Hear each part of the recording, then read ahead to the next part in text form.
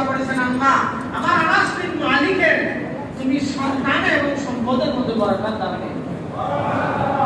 দেখা গেছে আনাস বিন মালিক দীর্ঘদিন জীবিত ছিলেন, সম্পদের মধ্যে বরকত হয়েছে, সন্তানের মধ্যে বরকত হয়েছে।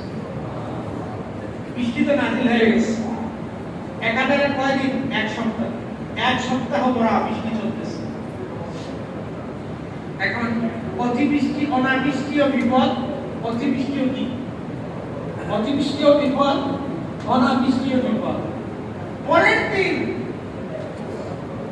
ওই সাহাবী, যেই সাহাবী আগের জমা এসে বলছিলেন ইয়া রাসূলুল্লাহ বৃষ্টি তো নাই, সেই সাহাবী আবার এসে নবীজির সামনে দাঁড়ালেন, দাঁড়ায় বলেন ইয়া রাসূলুল্লাহ বৃষ্টি তো ছিল না, এমন বৃষ্টি হলো, এখন বৃষ্টি হইতে হইতে রাস্তাঘাটে চলতে পারতেন না। সুবহানাল্লাহ বলবেন না?